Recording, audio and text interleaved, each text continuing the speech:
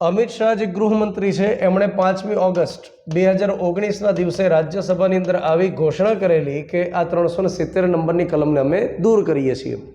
અચ્છા, એનો અમલ ક્યારથી થયો? તો અમલ થાય છે 31 ઓક્ટોબર 2019ના દિવસે. આ સરદાર વલ્લભભાઈ પટેલની જન્મ તારીખ છે. ઇન્દિરા ગાંધીની હત્યા 31 ઓક્ટોબર 1984ના દિવસે થયેલી. તો સરદાર પટેલની જન્મ તારીખ અને ઇન્દિરા ગાંધીની હત્યા થઈ, આ બંનેની તારીખ એક સમાન છે, 31મી ઓક્ટોબર. 5મી ઓગસ્ટના દિવસે ઘોષણા થઈ અને 31 ઓક્ટોબરના દિવસે અમલ થયો. તો આપણે એવું કહી શકીએ કે આરટીઈ જે જમ્મુ કાશ્મીરમાં લાગુ નહોતો, એ 31 ઓક્ટોબર 2019થી ત્યાં આગળ લાગુ થઈ ગયો. તો હવે જમ્મુ કાશ્મીર સહિતના તમામ ભાગની અંદર આરટીઈ લાગુ છે. ત્યાર પછી આ આરટીઈની રહેલી જોગવાઈ કઈ જગ્યાએ લાગુ નહીં થાય? તો જે ખાસ કરીને ધાર્મિક શિક્ષણ આપતી સંસ્થા હોય, જ્યાં આગળ પોતાના ધર્મનું શિક્ષણ, પોતાની ધાર્મિક સાંસ્કૃતિક બાબતો શીખવવામાં આવે, ત્યાં લાગુ ન થાય. જેમ કે ભારતમાં એવી ઘણી વૈદિક સંસ્થાઓ રહેલી છે કે જે વેદો, ઉપનિષદો, ગ્રંથો આ બધાનો અભ્યાસ કરાવે, કર્મકાંડ, જ્યોતિષ વિજ્ઞાન શીખવાડે, હિન્દુ ધર્મનું કલ્ચર શીખવાડે, ત્યાં આગળ લાગુ ન થાય. એ જ રીતે શરિયા કાનૂન શીખવાડતી જે મદરેસા હોય ત્યાં આગળ લાગુ ન થાય. શીખ ધર્મની અંદર જે ગુરુદ્વારા શિક્ષણ આપે છે ત્યાં આગળ લાગુ ન થાય. તો આરટીઈ જે જનરલ એજ્યુકેશન આપતી સંસ્થા હોય ત્યાં આગળ લાગુ થાય, અન્ય ધાર્મિક સંસ્થાઓમાં લાગુ ન થાય. એના પછી આપણે આગળ વાત કરીએ કે કલમ નંબર 3 આપણને એવું કહેવા માગે છે કે 6 થી 14 વર્ષના બાળકો હોય એમને એમની નજીકની જે સ્કૂલ હોય, નજીકની જે પ્રાઇવેટ સ્કૂલ હોય ત્યાં આગળ એડમિશન માટેનો અધિકાર રહેશે. જેમ કે હું તમને એ સમજાવું કે આજે સરકાર માની લો કે એવો રાઇટ આપે છે કે 6 થી 14 વર્ષના બાળકોને અમે ફ્રીમાં એજ્યુકેશન આપશું. માનો કે સરકારી સ્કૂલની અંદર બાળક એડમિશન લેવા માટે જાય તો ત્યાં કોઈ ફીસ એમને ભરવાની નથી હોતી, ઉડતાનું સરકાર એમને શિષ્યવૃત્તિ આપતી હોય છે. તો હું તમને એક રીતે એમ સમજાવું કે આજે બધા જ બાળકો એવી ઈચ્છા ધરાવે કે અમે સરકારી સ્કૂલમાં એડમિશન લઈએ, તો એ પોસિબલ નથી. કેમ કે સરકારી સ્કૂલ એટલી બધી અવેલેબલ નથી, ઓરડા નથી, સ્કૂલમાં શિક્ષક નથી. એટલે એક સાથે શહેરના બધા જ બાળકો ડિસાઇડ કરે કે હવે સરકારી સ્કૂલમાં ભણીએ તો પોસિબલ થવાનું નથી. બહુ લિમિટેડ સંખ્યાની અંદર ત્યાં સરકારી સ્કૂલમાં એડમિશન મળે એમ હોય. હવે ઘટના શું બને કે ત્યાં માનો કે સરકારી સ્કૂલમાં બાળકને એડમિશન ન મળ્યું તો એ ક્યાં જવાનો છે? પ્રાઇવેટ સ્કૂલમાં જવાનો છે. પ્રાઇવેટ સ્કૂલની અંદર જ્યારે એડમિશન લેવા માટે જાય તો એવી ઘટના બને કે ત્યાં ફીસ વધારે હોય, અને ફીસ વધારે હોય તો બધા જ બાળકો એફોર્ડ નહીં કરી શકે. અત્યારે આપણે જોઈ શકીએ કે ઇંગ્લિશ મીડિયમ, ગુજરાતી મીડિયમમાં નર્સરીથી જે ભણે છે ત્યાં ઊંચી ફીસ હોય છે, 15,000 રૂપિયા, 20,000 રૂપિયા. અને જે વિડીયો સાંભળતા હશે ને સરકારી નિહાળમાં ભણીને આવ્યા હશે, એમને ખ્યાલ હશે કે 15,000માં બાળ મંદિરથી કોલેજ સુધી ભણી શકાય. તો પ્રાઇવેટમાં ફીસ એફોર્ડ ન પણ કરી શકે માનો કે. બીજું કે દરેક વિસ્તારની અંદર સરકારી સ્કૂલ હોય એવું જરૂરી નથી. તો અહીંયા આગળ બાળક માટે કમ્પલસરી થાય કે પોતાના વિસ્તારમાં પ્રાઇવેટ સ્કૂલમાં એડમિશન લેવા માટે જાય. સરકારી સ્કૂલ અવેલેબલ નથી, અને માનો કે અવેલેબલ હોય તો ત્યાં આગળ હવે વધારે સંખ્યા લઈ શકે એમ નથી.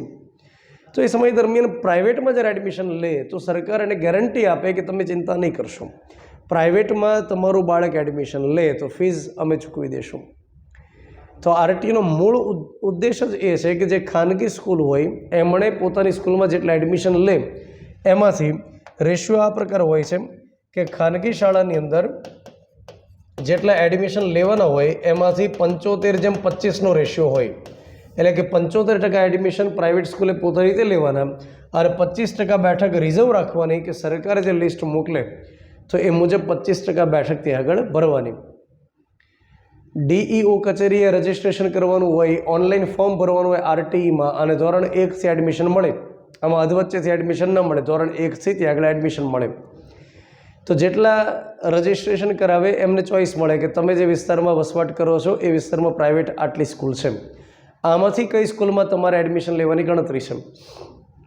એમાં પ્રાયોરિટી આપે કે પહેલાં મારી ઈચ્છા છે કે એ નામની સ્કૂલમાં, એમાં ન મળે તો બી સ્કૂલમાં, એ રીતે પ્રાયોરિટી સેટ કરવાની.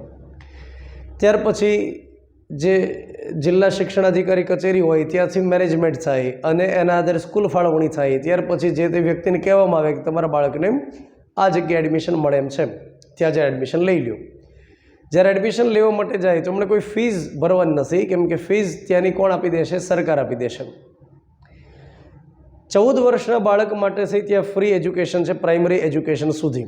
પણ જે દિવ્યાંગ બાળક હશે એ 18 વર્ષનું ન થાય, એનો મતલબ એ થાય કે જ્યાં સુધી 12મું ધોરણ પૂર્ણ ન કરે ત્યાં સુધી એમને મફત એજ્યુકેશન મળે એવી સુવિધા રહેલી છે. તો આ આરટીઈ કાયદો આપણને કલમ નંબર 3માં એવું કહે છે કે 6 થી 14 વર્ષના બાળકને નજીકની સ્કૂલમાં એડમિશન મળશે, કોઈ ફીસ ભરવાની નથી. દિવ્યાંગ બાળક માટે ત્યાં આગળ 18 વર્ષ સુધી મફત એજ્યુકેશન છે.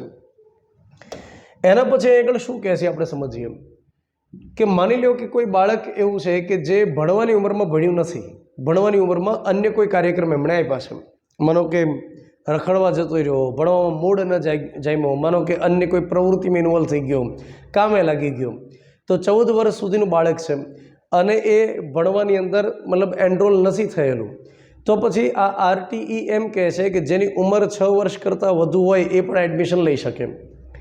એવું જરૂરી નથી કે 6 વર્ષનું બાળક હોય તો જ એડમિશન આપવાનું. 7 વર્ષનું છે, 8 વર્ષનું, 9 વર્ષનું છે, એના માતા પિતાએ ભણવાની ઉંમરમાં એને બેસાડ્યું નથી દાખલા તરીકે, તો હવે 10 વર્ષની ઉંમરનું બાળક હોય તોય ભણશે, 14 વર્ષની ઉંમર કરતાં વધી ગયું હશે તોય ભણશે ને, એના માટે એમને અટકાવવામાં નહીં આવે. હવે માની લો કે 10 વર્ષનું બાળક છે, તો જનરલ સાયન્સમાં આપણે વાત કરીએ તો એ લગભગ 4થા ધોરણમાં એડમિશન લેવાના લાયક હોય. તો મારો સવાલ એ છે કે 10 વર્ષનું બાળક હોય જે 4થા ધોરણમાં ભણવાને લાયક હોય અને એ હવે એડમિશન લેવા માટે જાય છે કે અત્યાર સુધી સ્કૂલમાં બેઠાડ્યું નહોતું, તો એને પહેલા ધોરણમાં બેઠાડવામાં આવશે કે ભાઈ તે પહેલા ધોરણથી એડમિશન લીધું નથી તો તારે હવે પહેલા ધોરણથી એકડો ઘૂંટવાનો કે પછી એને 4થા ધોરણથી જ બેઠાડવામાં આવે. તો એના માટે આરટીઈ એમ કહે છે કે 6થા વર્ષથી જે બાળક ચૂકી ગયું છે, એડમિશન 6 વર્ષ પૂરા કર્યા પછી માનો કે ચૂકી ગયું છે, તો સૌથી પહેલાં તો અમે એને તાલીમ આપીએ, સૌથી પહેલાં એને તાલીમ આપવામાં આવે, ટ્રેનિંગ આપવામાં આવે. ત્યાર પછી એનું અમુક મૂલ્યાંકન કરવામાં આવે, એની પદ્ધતિ સરકાર વિકસાવી શકે, કઈ રીતે મૂલ્યાંકન કરવું, હળવી ટેસ્ટ રાખી શકે, કેટલાક સવાલ જવાબ કરવામાં આવે, પછી એમનું બિહેવિયર કેવું છે, મેચ્યોરિટી કેટલી છે, એ બધી બાબતોને ધ્યાને રાખે. ત્યાર પછી સ્કૂલ ડિસાઇડ કરે કે આ બાળકને પહેલાં ધોરણથી જ એડમિશનની જરૂર છે કે પછી એને બીજા, ત્રીજા, ચોથામાં મૂકવાની જરૂરિયાત છે, એનું લેવલ કયા પ્રકારનું છે એના આધારે ડિસાઇડ કરવામાં આવશે. તો આ વિગત અહીં આગળ લખવામાં આવેલી છે કે જ્યારે 6 વર્ષ પછી ચૂકી ગયેલું બાળક હોય, ભણવામાં એનરોલ નથી થયેલું, તો એને કયા ધોરણમાં મૂકવું એના માટે સૌથી પહેલાં તાલીમ આપવાની અને ત્યાર પછી ડિસાઇડ કરવામાં આવશે. શાળા બદલવાનો અધિકાર કલમ નંબર 5માં અપાયેલો છે. અહીં આગળ એમ કહેવા માગે છે કે એક વખત આરટીમાં ધોરણ 1માં એડમિશન લઈ લીધું છે, હવે એના માતા પિતા જનરલી મજૂરી કામ કરે અથવા કોઈ અન્ય ઉદ્યોગ ધંધામાં જોડાયેલા છે, દાખલા તરીકે ઈંટનો ભઠ્ઠો ચલાવે છે, હવે કોઈક કારણ સાથે એને બીજા જિલ્લામાં શિફ્ટ થવાનું થયું. આરટીમાં એક જિલ્લામાં એડમિશન લઈ લીધું છે ધોરણ 1માં, હવે દાખલા તરીકે સુરત જવાનું થયું, વાપી જવાનું થયું, વલસાડ જવાનું થયું, તો હવે એ બાળકને ત્યાં આગળ આરટી અંતર્ગત એડમિશન મળે કે ન મળે, તો ત્યાં મળી શકશે. ધોરણ 1, 2, 3, 4 દાખલા તરીકે એક જિલ્લામાં ભણ્યું, હવે 5મા ધોરણથી આરટી અંતર્ગત બીજા જિલ્લામાં એડમિશન લેવાનું થાય તો એને મળી શકશે. આ આરટીઈ કલમ નંબર 5 આપણને કહે છે.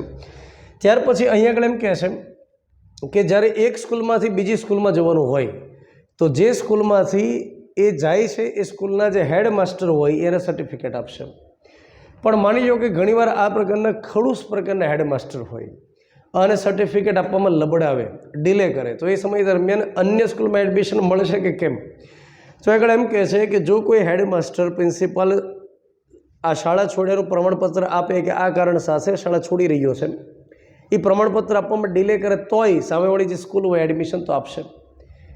એને સમય આપી શકે કે આટલા સમયમાં તારે સર્ટિફિકેટ જમા કરવાનું, પણ તારી પાસે સર્ટિફિકેટ નથી એટલે એડમિશન થશે જ નહીં, એ પ્રકારે એડમિશનથી વંચિત ન રાખી શકાય એમ કહે છે. ત્યાર પછી આપણે આગળ વાત કરીએ, કલમ નંબર 6 એમ કહે છે કે મફત પૂર્વ પ્રાથમિક શિક્ષણ આપવામાં આવશે. ઊંઘમાંથી જગાડીને બાળકને લઈ આવ્યા છે અને નિંદરનો આનંદ લઈ રહેલું બાળક છે આમ, તો પૂર્વ પ્રાથમિક શિક્ષણનો મતલબ થાય બાળ મંદિર. તો જે બાળકની ઉંમર 3 વર્ષ કમ્પ્લીટ થઈ ચૂકેલી હોય એને સરકાર પૂર્વ પ્રાથમિક શિક્ષણ આપશે, બાળ મંદિર આપશે, જેના માટે સરકાર નંદઘર વિકસાવી રહ્યું છે. જેઓ પાપા પગલી યોજના ચાલે છે, યશોદા માતાઓને તાલીમ આપે, તેડાગર બેન હોય, નામ ઉપરથી ખ્યાલ આવે કે તેડીને લઈ આવે, બાહુબલીની જેમ એક સાથે 6-7 બાળકોને તેડીને લઈ આવે. તો અહીંયા આગળ જે પૂર્વ પ્રાથમિક શિક્ષણ છે, બાળ મંદિર છે, એના માટે થઈ અને સરકાર એમ કહે છે કે 3 વર્ષ પૂર્ણ કરેલ બાળક હોય એને બાળ મંદિરમાં એડમિશન થશે અને 6 વર્ષ પૂર્ણ કરશે પછી પહેલા ધોરણમાં એડમિશન મળશે. એના પછી આપણે આગળ વાત કરીએ સરકારની ફરજ શું રહેશે એની વાત છે। આરટીઈમાં અલગ અલગ પ્રકારની ફરજ ડિફાઇન કરવામાં આવી છે। સરકારની શું ફરજ રહે, શાળાની શું ફરજ રહે, માતા પિતા વાલીની શું ફરજ રહે, તો અલગ અલગ આ પ્રકારે ફરજ ડિફાઇન કરેલી છે। તો સૌથી પહેલાં કલમ નંબર 8 એમ કહે છે કે સરકારની શું ફરજ રહેશે, તો સરકારની ફરજ એ રહેશે કે પૂરતા પ્રમાણમાં શાળાની વ્યવસ્થા પહેલાં તો કરે, પછી પૂરતા પ્રમાણમાં ત્યાં સંસાધનની વ્યવસ્થા કરે, ઓરડા પહેલાં તો હોય, ઉપરથી પાણી ટપકતા ન હોય, ફળિયામાં ન બેસવું પડે, જોખમકારક ઓરડા ન હોય, પૂરતા પ્રમાણમાં શિક્ષકની ભરતી કરે, સમયે શિક્ષકની ભરતી કરે, ત્યાર પછી જે શિક્ષણ છે એને આધુનિક બનાવે, અલગ અલગ પ્રકારના સાધનોનો ઉપયોગ કરે, જેમ કે ગુજરાત સરકારે જે એક મિશન શરૂ કર્યું છે, મિશન સ્કૂલ ઓફ એક્સેલન્સ, જેના ભાગરૂપે 10,000 સ્માર્ટ ક્લાસરૂમ બનાવવાના છે। મતલબ જે ક્લાસરૂમ હોય એ જ હોય, પણ 12 બોર્ડ માર્યું હોય સ્માર્ટ ક્લાસરૂમ। તો ગુજરાત સરકાર અત્યારે આ પ્રકારના જે મિશન કરે છે એનો મતલબ શું થાય કે સ્કૂલને અને જે એજ્યુકેશન છે આધુનિક બનાવે। ત્યાર પછી આગળ હું તમને એ સમજાવું કે એમની ફરજ એ રહેલી છે કે અભ્યાસક્રમને અપડેટ કરે, ક્વોલિટી એમાં સુધારતા જાય, સુધારણા કરે અભ્યાસક્રમની અંદર। તો આ બધી સરકારની ફરજો ડિફાઇન કરવામાં આવેલી છે। તો એક પછી હું તમને વાત કરું તો શાળાઓની સ્થાપના કરવી, સમાજના નબળા વર્ગમાંથી આવતા બાળકો એની સાથે કોઈ પણ પ્રકારનો ભેદભાવ ન થાય। હવે એક રીતે આપણે સમજી શકીએ કે આરટીઈમાં જે એડમિશન લે છે બાળકો, જેમનું મફત એડમિશન થાય છે ખાનગી સ્કૂલમાં, તો એમાં 2 પ્રકારના વિદ્યાર્થીઓ આવે છે। એક એવા વિદ્યાર્થીઓ છે જે પ્રાઇવેટ સ્કૂલમાં ખર્ચ કરીને આવે છે, જે પૈસા એફોર્ડ કરી શકે, અને બીજા એવા બાળકો છે કે જે નબળા પરિવારમાંથી, આર્થિક રીતે નબળા પરિવારમાંથી આવે છે, જેની પાસે ફીસ ભરી શકે એવી ક્ષમતા નથી। તો જ્યારે સ્કૂલમાં બાળકો ભણતા હશે તો સરકારની ફરજ છે કે એવી ગાઈડલાઇન્સ આપે, એવા નિયમો બનાવે, પછી સ્કૂલની ઉપર દેખરેખ રાખે કે અંદરો બાળકોમાં ભેદભાવ ન થાય, કે આ પોતાના ખર્ચે ભણી રહેલા છે, આ સરકારી ખર્ચે ભણી રહેલા છે। પછી જ્યારે કોઈ એજ્યુકેશન દેવાનું હોય પછી એવું નહીં કરવાનું કે જે ફીસ ભરીને બાળકો આવેલા છે એના માટે એક્સ્ટ્રા ક્લાસ આપવામાં આવે, પછી એવું ન કરવામાં આવે કે સ્કૂલની અંદર ત્યાં આગળ એમને સ્ટાર બેચની અંદર કન્વર્ટ થાય, પછી આરટીવાળાને અલગથી ભણાવવામાં આવે, એવા કોઈ રાષ્ટ્રીય ધંધાઓ નહીં કરવાના। એ બધા બાળકોને એક સમાન એજ્યુકેશન મળવું જોઈએ, આ સરકારની ફરજ છે કે દેખરેખ રાખવી અને એન્શ્યોર કરવું। પછી એમ કહે છે કે શાળા સંકુલ શિક્ષક તથા સાધનોની વ્યવસ્થા કરવી, શિક્ષક માટે ખાસ તાલીમની વ્યવસ્થા કરવામાં આવે। નવી શિક્ષણ નીતિ 2020 એમ કહે છે દોસ્તો કે શિક્ષક હંમેશા સતત વહેતો રહેવો જોઈએ। એક વખત જે કન્ટેન્ટ શીખ્યો એમ નહીં, પરંતુ સતત પોતાના કન્ટેન્ટને અપડેટ કરવો જોઈએ, તો જ એના વિદ્યાર્થીઓ માટે ફાયદો થાય। તો એના માટે થઈ અને નવી શિક્ષણ નીતિ એમ કહે છે કે દર વર્ષે શિક્ષક એટલીસ્ટ 50 કલાકની તાલીમ લે, જેના માટે સરકાર વ્યવસ્થા કરશે, ઓનલાઈન ઓફલાઈન કોઈ પણ રીતે 50 કલાકની તાલીમ લે। ત્યાર પછી પ્રાથમિક શાળામાં બાળકોના પ્રવેશ અને હાજરી અંગે દેખરેખ રાખવી, શિક્ષણની ગુણવત્તા અંગે દેખરેખ રાખવી, પ્રાથમિક શાળામાં અભ્યાસક્રમ અને અન્ય પ્રવૃત્તિ અંગે ફેરવિચારણાઓ કરવી, મતલબ સતત અપડેટ કરવું અને ઇનોવેશન્સને ઇન્ક્લુડ કરવું। ત્યાર પછી કલમ નંબર 9ની અંદર સ્થાનિક સરકાર હોય, લોકલ ગવર્મેન્ટ, એમની પણ કેટલીક ફરજો ડિફાઇન કરવામાં આવી। ત્યાર પછી કલમ નંબર 10 શું કહે છે કે દરેક માતા પિતા કે વાલીની એ ફરજ છે કે એના બાળકોને ભણાવે। તો અહીંયા આગળ વિનંતી કરે છે કે તમારા બાળકોને ભણાવો, મતલબ કે એ જ વિનંતી કરતા હશે ને, બીજી વિનંતી નહીં કરતા હોય। ફૂલ ફેમિલી પેકેજ જઈ રહ્યું છે, અમે 2 અમારા 2, આ કોન્સેપ્ટની ધજીયા ઉડી રહી છે। તો દોસ્તો અહીંયા આગળ હું તમને એમ સમજાવું કે માતા પિતા કે વાલીની ફરજ છે કે એના 6 થી 14 વર્ષના બાળકને ભણાવે। અહીંયા આગળ આરટી કલમ 10માં તો ઉલ્લેખ છે, સાથે તમે ભારતીય બંધારણનો અભ્યાસ કર્યો હોય એમાં તમને માલુમ પડે કે ભાગ નંબર 4 એ જે સ્પેશિયલી મૂળભૂત ફરજ માટેની વાત કરે છે, અને એમાં એક કલમ રહેલી છે 51A। તો ભાગ નંબર 4 એ મૂળભૂત ફરજ માટેની વાત, અને એમાં એક કલમ 51A રહેલી છે, જેમાં દરેક માતા પિતા કે વાલીની ફરજ ડિફાઇન કરેલી છે કે એના બાળકોને ભણાવે, એટલીસ્ટ પ્રાઇમરી એજ્યુકેશન સુધી ભણાવે। ત્યાર પછી માનો કે ભણવામાં રસ નથી, ઘણા એવું તરત કહી દે, જાહેર કરી દે છે કે ભાઈ તમે કહો તો હોલ્ડરમાં આંગળી નાખી દઉં, પણ હું ભણવા તો નહીં જ જાઉં, ભણવા જાઉં તો પ્રિન્સિપલ મારે છે, ન જાઉં તો તમે મારો છો, તો એક સાથે તમે મારપીટ કરી જ લ્યો ભાઈ એકવાર। એમને હીરા ઘસવામાં રસ છે, એને બીજા કોઈ વાડીએ કામ કરવામાં રસ છે, તો ખબર નહીં, મતલબ એને ભણવામાં રસ નથી, તો બધા જ બાળકો ભણે એવું જરૂર નથી, પણ એટલીસ્ટ પ્રાઇમરી એજ્યુકેશન તો ભણે, જે બેઝિક સાક્ષરતા હોય એ તો એની પાસે આવે। તો માતા પિતા એને દાહડીએ નહીં લગાડી દેવાનો, માતા પિતા એને મજૂરી કામે નહીં મોકલી આપવાનો, એને ભણાવવાનો। આ આરટીની કલમ નંબર 10 અને ભારતીય બંધારણની કલમ 51 એ કહે છે આપણને. ત્યાર પછી અહીં આગળ શાળાની ફરજ શું રહેલી છે એ કહે છે. તો આની પહેલાં આપણે સરકારની ફરજ ભણી ગયા, હવે આપણે શાળાની ફરજ વિશે વાત કરીએ, જે કલમ નંબર 11માં છે. 25% બેઠક દરેક ખાનગી શાળાએ રિઝર્વ રાખવાની છે, કે જેમાં સરકારે જે લિસ્ટ મોકલી બાળકોને એડમિશન આપવાના છે, જેની ચર્ચા આપણે કરી ગયા. ત્યાર પછી પ્રવેશ વખતે કોઈ પણ પ્રકારની ફીસ વસૂલ કરવામાં નહીં આવે. એક્સ્ટ્રા કરિક્યુલમ ફીસ હોય એ પણ વસૂલ નહીં થાય.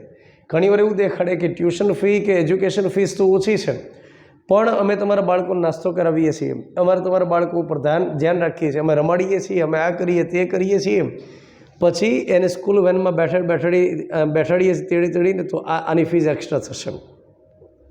એક્સ્ટ્રા કરિક્યુલમના નામે કોઈ ફીસ વસૂલ નહીં કરવાની, એવું આરટીઈ કહે છે. તો દરેક શાળાની ફરજ છે કે કોઈ ફીસ વસૂલ ન કરવામાં આવે. ત્યાર પછી અહીંયા આગળ એમ કહે છે કે કોઈ પણ પ્રકારની ટેસ્ટ નહીં લેવાની. કલમ નંબર 13 શું કહે છે કે જ્યારે બાળકનું એડમિશન થાય તો ટેસ્ટ લઈએ, ઇન્ટરવ્યૂ લઈએ, કોઈ નાટક નહીં કરવાનું. પછી માતા પિતાની પણ ટેસ્ટ રાખવામાં આવે તો આ પણ રાષ્ટ્રીય કાર્યક્રમ નહીં કરવાનો. તો સ્કૂલની ફરજ રહેશે કે બાળકનું એડમિશન એકદમ આરામથી અનુકૂલિત થઈ લે અને બાળક એકદમ હાથ હલાવતું આવે અને એ જ રીતે ઘરે જતું રહે ને સવાલ પૂછીને મૂંઝવીને મારી નહીં નાખવાનું, એમ કહે છે. ત્યાર પછી આગળ એમ કહે છે કે જો કોઈ એક્સ્ટ્રા ફીસ વસૂલ કરવામાં આવશે તો તેના 10 ગણો જેટલો દંડ પણ લેવામાં આવી શકે, જો ફરિયાદ થઈ સાબિત થાય તો. અને જો બાળકના એડમિશન વખતે ટેસ્ટ લેવામાં આવે તો એવી ફરિયાદ જો થશે કે અહીં આગળ ઇન્ટરવ્યૂ લે છે આરટીના બાળકો માટે, તો પહેલી વારના કેસની અંદર 25,000નો દંડ થાય, બીજી વારના કેસમાં 50,000નો દંડ થાય, ને ત્રીજી વાર જો આ પ્રકારની ફરિયાદ થઈને સાબિત થાય તો સ્કૂલની માન્યતા રદ થાય. ત્યાર પછી અહીં આગળ એમ કહે છે કલમ નંબર 14 કે આરટીમાં એડમિશન લેતી વખતે આપણે શું કીધું કે 6 થી લઈને 14 વર્ષના બાળક માટે એડમિશન છે, 6 થી લઈ અને 14 વર્ષના બાળક માટે. તો એના માટે કન્ફર્મ તો કરવું પડે ને કે આ બાળકની ઉંમર કેટલી છે. તો ઉંમર કન્ફર્મ કરવા માટે શું માન્ય રહેશે, તો કે એના માટે જન્મ તારીખનો દાખલો માન્ય રહેશે. એવું બની શકે કે એવા કોઈ વિસ્તારમાંથી આવે છે કે જ્યાં આગળ ખાસ અવેરનેસ નથી અને બાળકના જન્મ સમય જન્મ તારીખનો દાખલો કઢાવ્યો નથી, અથવા જન્મ તારીખની અંદર ખામીઓ માલુમ પડી છે, તો એ સમય દરમિયાન કોઈ પણ સ્કૂલવાળા ડિનાય નહીં કરી શકે, ના નહીં પાડી શકે કે તમારા બાળકને એડમિશન નહીં મળે. કેમ? તો કે એની પાસે જન્મ તારીખનો દાખલો નથી. એની સિવાય અન્ય કોઈ પુરાવો હોય, જેમ કે કોઈ હોસ્પિટલમાંથી સર્ટિફિકેટ આપી દે તોય ચાલે. હોસ્પિટલમાં તો નોંધ રાખવી પડે જન્મ થયાની. સામાન્ય રીતે શું બને કે ગ્રામીણ વિસ્તારો તો પંચાયત હોય અને જો શહેરી વિસ્તારમાં જન્મ થયો હોય તો મ્યુનિસિપાલિટી એના માટે જન્મ તારીખનો દાખલો આપે. પણ માનો કે દાખલા અવેલેબલ નથી, એ સમય દરમિયાન હોસ્પિટલનું સર્ટિફિકેટ આપી દે તોય ચાલે, અને જન્મ તારીખ માટે અન્ય કોઈ પુરાવા સબમિટ કરાવે તોય ચાલે. કોઈ પણ સ્કૂલ એના માટે ટાઈમે આપી શકે કે ભાઈ તમારી પાસે અત્યારે દાખલો નથી, એડમિશન અમે આપી દઈએ, પણ આટલા સમયમાં તમારે જમા કરાવી દેવાનું છે. તો માત્ર જન્મ તારીખનો દાખલો નથી એના માટે એડમિશન ન મળે ને એ પ્રકારે ના પાડી શકે, એમ કલમ નંબર 14 કહે છે. ત્યાર પછી કલમ નંબર 16 શું કહે છે? આ અગત્યની કલમ છે. કલમ નંબર 16 એમ કહે છે કે કોઈ પણ બાળકને નાપાસ ન કરવામાં આવે એવી વાત કરે છે. તો માની લો કે આ પ્રકારે સ્કૂલ ટાઈમથી જ પ્રવૃત્તિ કરી હોય તો પછી ફેલ પણ થાય, ધ્યાન ન આપ્યું હોય તો ફેલ પણ થાય.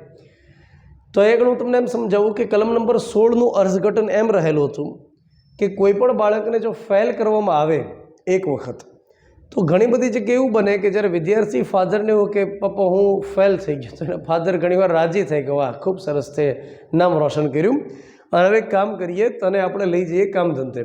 અને એને રસ હોય માતા પિતાને કે ભાઈ આ એક કામ કરો, આપણા પરિવારમાં કોઈ ભણ્યું નથી અને આ ભણશે એમ લાગતું નથી, લક્ષણ નથી, કામ કરો, એને મજૂરી લગાડી દો ને 100 રૂપિયા 150 રૂપિયા આવતા થાય એવું કંઈક કરી દો.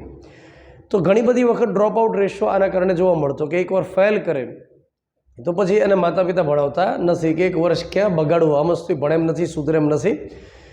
તો આરટીમાં એવું લખવામાં આવેલું કલમ નંબર 16માં કે બાળકને ફેલ જ ન કરો અને ભણાવ્યા કરો. પણ ખરેખર અર્થઘટન એમ પણ હતું કે એકવાર જો ફેલ થાય તો શિક્ષકો એને એ વિષય ફરીવાર ભણાવે, ફરીવાર ભણાવ્યા પછી ફરીવાર ટેસ્ટ લે અને ફરીવાર ટેસ્ટ લીધા પછી ચેક કરવાનું, અને જ્યાં સુધી પાસ ન થાય ત્યાં સુધી ટેસ્ટ લેવાની. હવે ઘણીવાર એવું બને કે એકવાર વ્યવસ્થિત ભણાવતા નથી ઘણી જગ્યાએ, તો એને ફરીવાર કેમ ભણાવે? એટલે પહેલી જ વારમાં એને પાસ કરી દેતા. અર્થઘટન એકદમ ખોટું કરવામાં આવ્યું કે એને ફેલ જ નહીં કરવાનું, નહીં ફેલ કરવાનો, પણ ફરીવાર એને ભણાવો, ફરીવાર ટેસ્ટ લ્યો, જ્યાં સુધી પાસ ન થાય ત્યાં સુધી એને ભણાવીને કેપેબલ બનાવો. પણ ઘણીવાર એવું બનતું કે સપ્લિમેન્ટરીમાં સાહેબો લખી દેતા, કેમ કે ઉપરથી ચેકિંગ આવે સપ્લિમેન્ટરી માટે તો દેખાડી શકે કે ભાડે લખ્યું છે ને પાસ કર્યો. વિદ્યાર્થી એ શું કરતો, કોરી સપ્લિમેન્ટરી મૂકીને જાય. એકવાર નિબંધ પૂછાયેલો, સાહસ ઉપર નિબંધ લખો, વિદ્યાર્થી 2 પેજ કોરા મૂકીને નીચે લખ્યું, આને સાહસ કહેવાય. તો સાહસ કરતા ઘણા વિદ્યાર્થીઓને બિચારા પછી સાહેબ જે હોય ડાબા હાથથી લખે, જમણેરી હોય તો જમણેરી હોય તો ડાબા હાથથી લખે, અક્ષર તો ખરાબ દેખાડવો પડે, પેપર લખી દેતા અને પાસ એને ગમે એમ કરીને કરી દેતા. પણ હવે આમાં ફેરફાર થઈ ગયો છે. આરટીમાં ડિસેમ્બર 2024માં ફેરફાર કર્યો કેન્દ્ર સરકારે. જે નો ડિટેન્શન પોલિસી હતી એ કાઢી નાખી. હવે એમ કહે છે કે ધોરણ 5ની અંદર અને ધોરણ 8ની અંદર જરૂર પડે તો ફેલ કરી શકાય. કેમ કે ફેલ જ નહીં કરો એના કારણે વિદ્યાર્થીઓ બિંદાસ થઈ ગયા. હવે વિદ્યાર્થીઓને ખ્યાલ હતો પાસ જ કરી દેશે, તો આ ન ચાલે. એને થોડો પોઝિટિવ ડર પણ લાગવો જોઈએ. બેઝિક જે ફંડા છે તો એને ક્લિયર થવા જોઈએ. તો હવે તો આરટીમાં ફેરફાર થઈ ગયો છે અને ધોરણ 5માં ધોરણ 8ની અંદર હવે ફેલ કરી શકાય એમ છે. ત્યાર પછી કલમ નંબર 17 એવું કહે છે, આ અગત્યની કલમ છે. કલમ 16, કલમ 17 આ બધી અગત્યની કલમ છે. કલમ 17 એમ કહે છે કે કોઈ પણ વિદ્યાર્થીને માનસિક અને શારીરિક રીતે શિક્ષા ન કરી શકાય. મતલબ શિક્ષા એને પોઝિટિવલી એવી કોઈક મતલબ વિચારણા કરીને નવી ઇનોવેટિવ પનિશમેન્ટ વિચારવું જોઈએ કે જેથી વિદ્યાર્થીને શારીરિક માનસિક નુકસાન પણ ન થાય અને એને રિયલાઇઝ થાય કે એણે કંઈક ખોટું કર્યું છે. મતલબ શિક્ષકો એના માટે વિચારણા કરવી જોઈએ.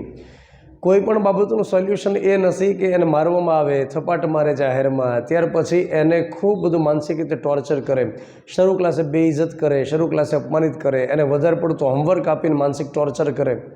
આ ન જ થવું જોઈએ. હું પર્સનલી પણ એમાં નથી માનતો કે એને શારીરિક માનસિક રીતે હેરાન પરેશાન કરવામાં આવે. તો પહેલાંના સમયમાં તો કહેવત હતી ને કે સૂટી વાગી સમ સમ, વિદ્યા આવે રમ રમ. તો અહીંયા આગળ તો આ કોમન દાખલાઓ છે કે બહાર અંગૂઠા પકડાવે, વળી પાછું ઉપર સ્કેલ મૂકે. સ્કેલ પડવી ન જોઈએ એ નિયમ છે. અને સ્કેલ પડે છે કે નહીં એ બાકીના વિદ્યાર્થીઓ ધ્યાન રાખે. શિક્ષકનું ધ્યાન ન હોય તો વળી પાછા એને કે સાહેબ આની સ્કેલ પડી ગઈ. પછી જ્યારે શિક્ષકો ક્લાસમાં માગતા કે કોઈની પાસે સ્કેલ છે તો ઘણા બધા દોઢા હતા કે જે એ સ્કેલ દી આવતા, વળી પાછું એવું કહેતા મારી પાસે સ્ટીલની સ્કેલ છે કે. તો આ જે સજા કરવાનું કલ્ચર હતું એને રદ કર્યું. ભાર વિનાનું ભણતર આવી ગયું છે અને નવી શિક્ષણ નીતિ પણ આના માટે ઘણો સપોર્ટ કરી રહી છે. એના પછી શું કહે છે, કલમ નંબર 19 મુજબ કોઈ શાળા શરતો કે જે નિયમ બનાવેલા છે નક્કી કરેલા એનું પાલન ન કરે તો પછી એની માન્યતા રદ પણ કરવામાં આવે. મતલબ કે કોઈ પણ સ્કૂલ તરીકે જ્યારે માન્યતા આપવામાં આવે તો એના માટે અમુક કન્ડિશન હોય કે આટલી બાબતો ફૂલફિલ થવી જોઈએ. પણ તેમ છતાં માનો કે સ્કૂલ એ માપદંડને ફૂલફિલ નથી કરતી તો એ સમય દરમિયાન એની માન્યતા રદ પણ થઈ શકે એવી જોગવાઈ કલમ નંબર 19 આપણને કરે છે. શાળા સંકુલ કેવું હોવું જોઈએ? તો શાળા સંકુલમાં એમ કહે છે કે ભણવા માટે અલગ અલગ વર્ગ હોવા જોઈએ. કે ધોરણ 6 માટે અલગ વર્ગ, ધોરણ 7 માટે અલગ વર્ગ. જે ઘરે ટ્યુશન ક્લાસીસ ચાલતો હોય, ફ્લેટની અંદર જે ચાલતો હોય એમાં શું દેખાડે કે એક જ ઓરડાની અંદર એક સાથે બધા વિદ્યાર્થીઓ ભણતા હોય. ધોરણ 5 વાળા 3 આ બાજુ બેઠા હોય, ધોરણ 6 વાળા એની પછી 3-4 બેઠા હોય. આ રીતે મતલબ એક સાગમટે શિક્ષણ ચાલતું હોય, સામૂહિક શિક્ષણ. તો આ રીતે ન હોવું જોઈએ. દરેક ધોરણ માટે અલગ અલગ ક્લાસરૂમ હોય, ત્યાર પછી પીવાનું શુદ્ધ અને ચોખ્ખું પાણી હોય, ત્યાર પછી બહેનો ભાઈઓ માટે અલગ અલગ ટોયલેટની સુવિધા હોય, ત્યાર પછી પ્રિન્સિપલની એક ઓફિસ હોય, ત્યાર પછી સ્ટાફ રૂમ હોય અને એમાં સ્ટોર રૂમ તરીકે એનો ઉપયોગ કરી શકાય એમ હોય. આ બધી બાબતો રહેલી છે કે જેમાં શાળા સંકુલ કેવી હોય એની કન્ડિશન છે. કોઈ સ્કૂલ માનો કે કન્ડિશનનું પાલન ન કરે, જે સરકારે બનાવેલા નિયમોનું પાલન ન કરે તો એના માટે 5 સભ્યોની બનેલી એક કમિટી હોય કે જે ત્યાં આગળ દેખરેખ માટે જાય, ઇન્સ્પેક્શન માટે જાય, જેમાં સામાજિક કોઈ પ્રતિષ્ઠિત વ્યક્તિનો સમાવેશ થાય, પછી જિલ્લા શિક્ષણાધિકારી કચેરીમાંથી અધિકારી જાય, પછી પત્રકારને એક લઈ જવાની બાબત હોય છે. 5 વ્યક્તિ ત્યાં આગળ જઈ ઇન્સ્પેક્શન કરે અને જો માલુમ પડે કે અહીંયા ખરેખર કોઈ સુવિધા નથી, શાળાને લાયક જ નથી, આ મતલબ શાળા કહેવાને લાયક જ નથી ને આને ચલાવી જ ન જોઈએ, તો એ સમય દરમિયાન શું થશે કે એની માન્યતા રદ પણ કરી શકાય. અને માની લો કે રદ કરે ત્યાર પછી પણ સ્કૂલ એમને કન્ટિન્યુઅસ રાખે તો પ્રતિ દિવસ એને 10,000નો દંડ થાય અને 1 લાખ રૂપિયા સુધીનો દંડ એને કરી શકાય. એના પછી આ ખૂબ અગત્યની બાબત છે. કલમ નંબર 21 આપણે કલમ તરીકે યાદ રાખવાની જરૂર છે. કલમ 21નો ક્રમ યાદ રાખવાની જરૂર છે. શાળા સંચાલન સમિતિ, જેને SMC કહેવાય, સ્કૂલ મેનેજમેન્ટ કમિટી. શાળા મેનેજમેન્ટ કમિટી જે રહેલી છે એનો મતલબ એ છે કે શાળામાં શું ચાલી રહ્યું છે એની દેખરેખ રાખવા માટે થઈ શાળામાં કામ કરતા શિક્ષક પછી બાળકો જે ભણતા હોય સ્કૂલમાં એના વાલીઓ, ત્યાર પછી એ સ્કૂલમાં ભણતા જે બાળક હોય એનો સમાવેશ કરી કમિટી બને અને એની અમુક જવાબદારી હોય, જેમ કે સ્કૂલમાં અભ્યાસક્રમ પૂર્ણ કરાવવામાં આવે છે કે કેમ, ક્વોલિટી એજ્યુકેશન છે કે કેમ, સ્કૂલની અંદર જે ગ્રાન્ટ આવી એનો ઉપયોગ કર્યો કે કેમ, કયા ઉદ્દેશ માટે ઉપયોગ કર્યો, ત્યાર પછી આખા વર્ષ દરમિયાન સ્કૂલમાં કયા કયા નાણાકીય આયોજન કર્યા, ત્યાર પછી અન્ય ઇનોવેટિવ આઈડિયાઝ કયા રહેલા છે, આ બધી બાબતો ઉપર કામ કરવા માટે એક સ્કૂલ મેનેજમેન્ટ કમિટી છે SMC કલમ નંબર 21. આમાં શું કહેવા માગે છે આપણે સમજીએ. આમાં એવું કહેવા માગે છે કે આ સમિતિની અંદર સભ્યો તરીકે જે લેવાના છે એમાંથી 75% એવા સભ્ય તમારે લેવાના છે. જેટલા સભ્યો લેવાના છે એમાંથી 75% સભ્ય એવા લેવાના છે કે જે શાળામાં ભણતા બાળકોના વાલીઓ હોય. જેમ કે ગુજરાતની અંદર જે RT બનાવ્યો છે કેન્દ્ર સરકારને અનુરૂપ, એમાં લખવામાં આવ્યું છે કે સ્કૂલ મેનેજમેન્ટ કમિટીમાં 12 જેટલા સભ્ય લઈ શકાય. તો 12માંથી 75%ના હિસાબે 9 જેટલા સભ્ય દોસ્તો એવા હોય કે જે સ્કૂલમાં ભણતા બાળકોના વાલીઓ હોય અને એક વખત જે વાલીને મેમ્બર તરીકે રાખ્યા તો 2 વર્ષ પછી રોટેશનમાં બીજા વાલીઓને ચાન્સ દેવાનો. મતલબ કે SMCનું જે માળખું હોય એ દર કેટલા સમય બદલાય તો કે 2 વર્ષે એની પુનર્રચના કરવાની. તો ચાલો, ગુજરાતમાં જે 12 સભ્યો હોય એમાંથી 9 સભ્ય રાખવામાં આવે વાલીઓમાંથી. એના પછી જે 3 સભ્ય હોય એ કઈ રીતે લેવાના, મતલબ બાકીના જે 25% હોય એ કઈ રીતે લેવાના, તો કે એમાંથી એક સભ્ય શું લેવાના તો કે કામ કરતા શિક્ષકને લેવાના. ખાસ કરીને જે સિનિયર શિક્ષક હોય, જે મતલબ વરિષ્ઠ હોય, અનુભવી એ. ત્યાર પછી એક કોને લેવાનો તો કે બાળકને, મતલબ કે ત્યાં જે ભણતો વિદ્યાર્થી હોય એને એક રહેવાનો. ખાસ કરીને જે અપર ક્લાસમાંથી હોય, 6 માંથી 7 માંથી 8 ધોરણમાંથી જે બાળકોને લેતા હોય, કે જેથી કરીને એને પૂછવામાં આવે મિટિંગ દરમિયાન કે બેટા આ શિક્ષકો ભણાવવા માટે આવે છે તો કે હા સાહેબ આવે છે, આખા દિવસમાં 2 કલાક બહાર ખાલી ફળીએ બેઠા હોય, બાકી તો આવે છે. ત્યાર પછી કોઈને મારે કરવે છે તો કે ના, ખાલી ચીટકો જ ભરે છે. ત્યાર પછી અભ્યાસક્રમ પૂર્ણ કરે તો કે ના, એ ઘરની વાતો બહુ વધારે કરે છે કે હું અહીંયા ગયો તો, અહીંયા ગઈ હતી વગેરે. તો બાળક જે હોય ને એની પાસેથી હકીકત લઈ શકાય. તો એક બાળકને રાખવાનું અને ત્યાર પછી એક ત્યાંની જે લોકલ બોડીઝ હોય, સ્થાનિક સ્વરાજની સંસ્થા, સ્થાનિક સંસ્થા, એમાંથી એક વ્યક્તિ લેવાના. મતલબ પંચાયતમાંથી લઈ શકાય, મ્યુનિસિપાલિટી હોય લાગુ પડતો એમાંથી લઈ શકાય. તો આ રીતે સ્કૂલ મેનેજમેન્ટ કમિટી કામ કરતી હોય. તો ઇન શોર્ટ મારે તમને જે સમજાવવાનું છે એમ કે સ્કૂલ મેનેજમેન્ટ કમિટીનો મુખ્ય ઉદ્દેશ છે કે શાળામાં શું ચાલી રહ્યું છે એની દેખરેખ રાખવી અને એના માટે નિયમિતપણે મિટિંગ્સ યોજવી. અને મિટિંગ માટે એક કન્ડિશન છે કે દર 3 મહિને એક વખત તો મિટિંગ રાખવાની કમ્પલસરી. દર 3 મહિને એકવાર તો શાળાની સમીક્ષા કરવાની. હવે દર 3 મહિને એકવાર મિટિંગ થાય એનો મતલબ એ થાય કે એક વર્ષમાં 4 મિટિંગ થઈ શકે, 4 વખત ભેગા થવાનું કમ્પલસરી. ચાલો, એના પછી એક અન્ય બાબત આમાં એ પણ છે કે જેટલા સભ્ય લેવાના હોય એમાંથી 50% મહિલા સભ્ય રાખવા ફરજિયાત છે, કમ્પલસરી. કે 12 સભ્યો હોય તો એમાંથી ફરજિયાતપણે 6 સભ્ય તો મહિલા હોવા જોઈએ. 6 થી વધારે હોય તો પ્રશ્ન નથી, પણ 6 તો મિનિમમ રાખવાના. એના પછી કલમ નંબર 23માં શિક્ષક માટેની લાયકાત આપવામાં આવેલી છે. તો દરેક રાજ્ય પોતાની રીતે લાયકાતમાં સેટ કરી શકે. જેમ કે આપણે અહીંયા આગળ હોય છે PTC કર્યું હોય, B.Ed કર્યું હોય, M.Ed કર્યું હોય, આ પ્રકારે લાયકાત છે. ત્યાર પછી એની એક્ઝામ લેવામાં આવે તો આ જે તે સ્ટેટ ગવર્મેન્ટ લાયકાત ક્વોલિફિકેશન ડિસાઇડ કરી શકે, પસંદગી માટેની પ્રક્રિયા પણ સેટ કરી શકે. ત્યાર પછી કલમ નંબર 24માં લખવામાં આવે છે શિક્ષકની ફરજ. શિક્ષકની ફરજ શું હોય?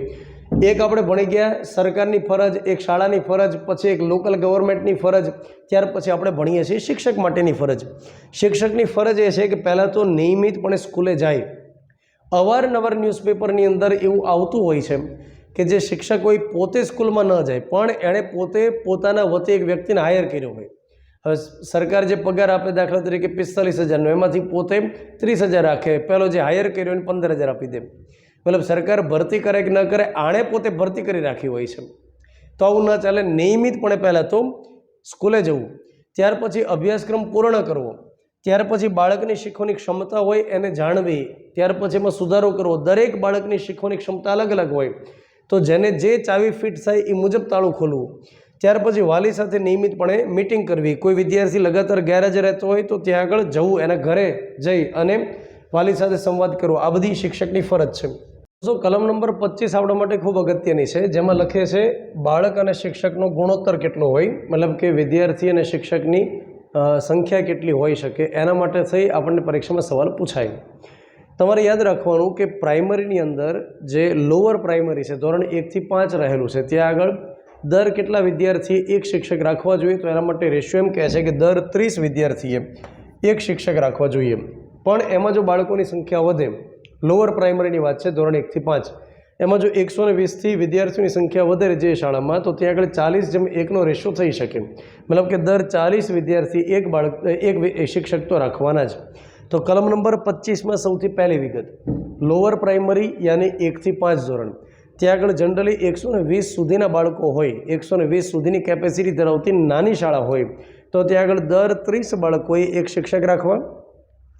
જે સ્કૂલમાં 1 થી 5 ધોરણમાં 120થી વધારે બાળકોની સંખ્યા છે, મતલબ પ્રમાણમાં મોટી સ્કૂલ છે, તો ત્યાં આગળ દર 40 વિદ્યાર્થીએ એક શિક્ષક રાખવા.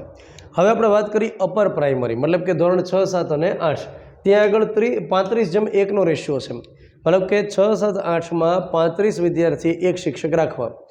પછી 6, 7, 8ની અંદર પીરિયડ પદ્ધતિ રાખવી કે એક લેક્ચર આ, એક લેક્ચર આ, અને અલગ અલગ વિષય માટે અલગ અલગ ફેકલ્ટી રાખવા.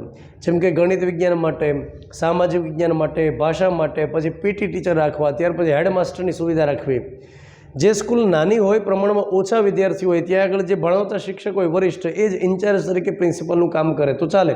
પણ જે જગ્યાએ વધુ સંખ્યા હોય, ધોરણ 6, 7, 8ની મંજૂરી, ત્યાં આગળ પ્રિન્સિપાલ અલગથી રાખવા, કેમ કે પેપર વર્ક, ડોક્યુમેન્ટ આ તે વધારે કામ રહેતું હોય, મેનેજમેન્ટ વધારે રહેતું હોય, તો એ જ્યારે મતલબ કે લેક્ચર લેશે તો કઈ રીતે મેનેજમેન્ટ કરી શકશે? તો આના માટે 6, 7, 8 માટે હેડમાસ્ટરની સુવિધા રાખવી એ ફરજિયાત છે.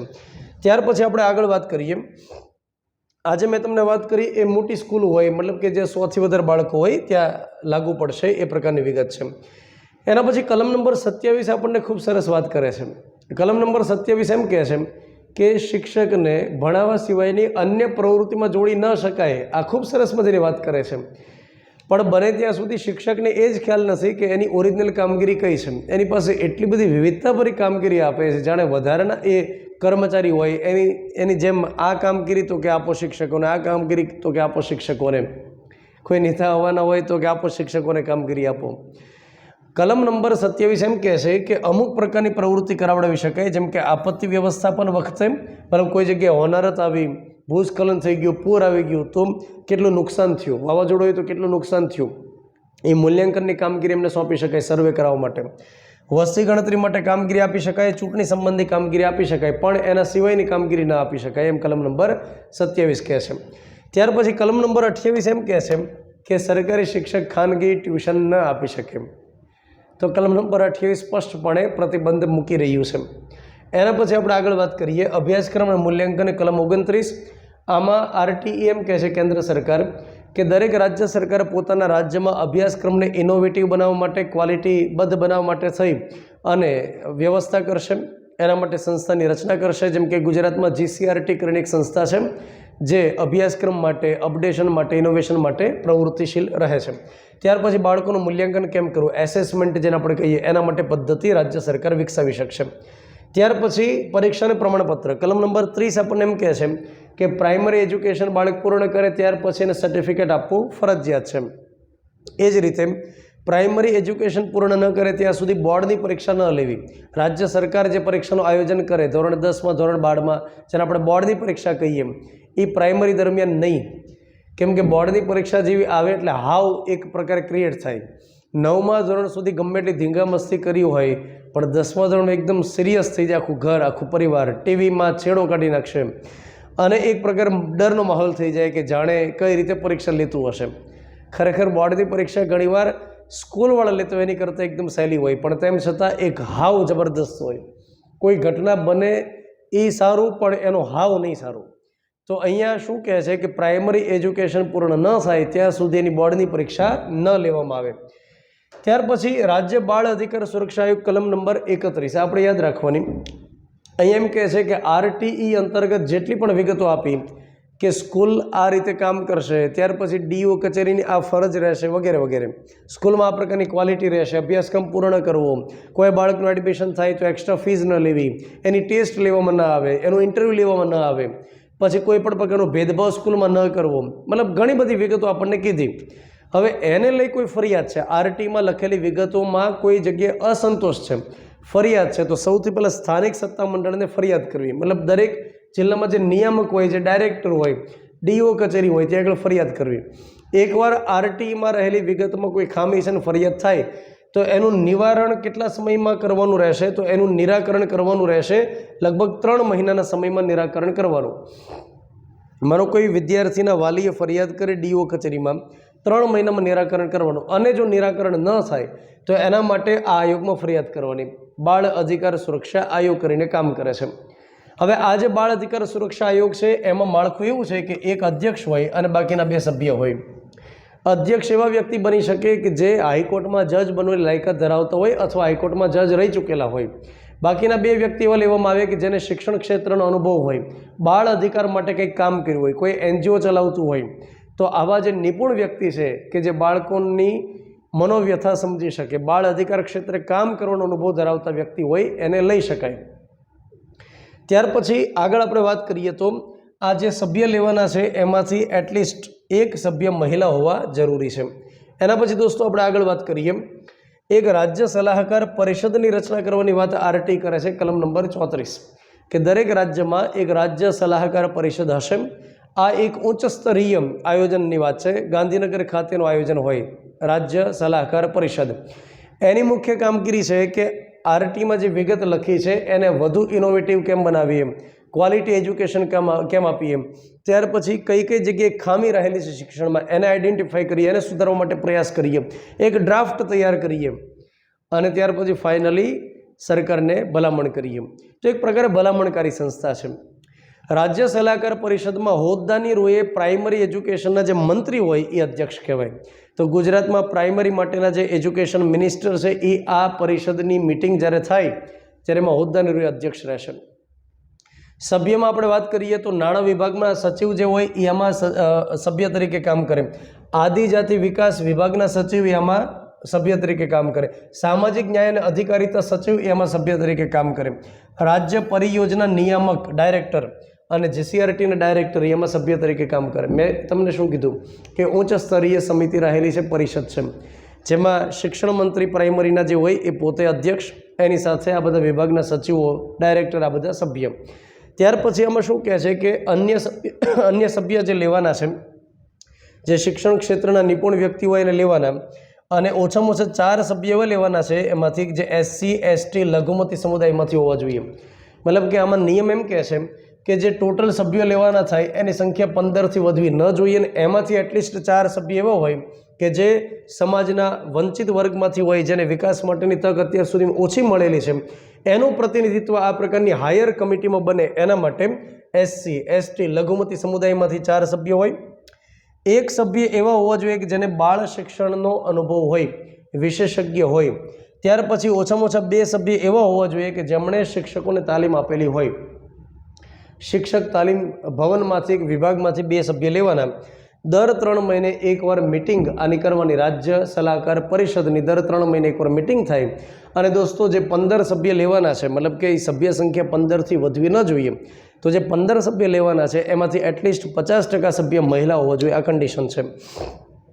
તો અગેન રાજ્ય સલાહકાર પરિષદની કામગીરી શું? તો શિક્ષણ ક્ષેત્રે કેવા ઇનોવેશન કરી શકીએ, કેવી સુધારણા કરી શકીએ, વધુને વધુ ગુણવત્તા કેમ સુધારી શકીએ, અને હાલમાં ખામી રહેલી હોય એને સુધારવા માટે શું પ્રયાસ થઈ શકે એના માટે ડ્રાફ્ટ તૈયાર કરવો. દર 3 મહિને મિટિંગ થાય અને આ મિટિંગમાં હોદ્દાની રૂએ અધ્યક્ષ કોણ હોય? તો કે શિક્ષણ મંત્રી. ત્યાર પછી એની સાથે અલગ અલગ વિભાગના સચિવો, જેમ કે નાણાં વિભાગ, સામાજિક કલ્યાણ વિભાગ, આદિજાતિ વિકાસ વિભાગ, ત્યાર પછી જીસીઆરટીના નિયામક, રાજ્ય પરિયોજનાના નિયામક, આ બધામાં સભ્ય તરીકે કામ કરશે. 15થી સભ્ય વધવા ન જોઈએ, એમાં એટલીસ્ટ 4 સભ્ય એવા હશે જે SC ST લઘુમતી સમુદાયને બિલોંગ કરતા હોય. જેટલા સભ્ય લેવાના થાય એમાંથી એટલીસ્ટ 50% સભ્ય મહિલામાંથી લેવાના. ત્યાર પછી બાળ અધિકાર ક્ષેત્રે કામ કરેલું નિષ્ણાત વ્યક્તિ હોય એવા વ્યક્તિમાંથી 1 લેવાના, અને ઓછામાં ઓછા 2 એવા લેવાના જેમણે શિક્ષકોને તાલીમ આપેલી હોય. તો આપણે રાજ્ય સલાહકાર પરિષદની ચર્ચા કરી અને એની સાથે RTEની જે ખૂબ અગત્યની કલમો હતી, અંદરનો કોન્સેપ્ટ હતો, એ ભણ્યા. આઈ હોપ કે તમને પરીક્ષાની અંદર આમાંથી સવાલ પૂછાય તો તમને આવડશે.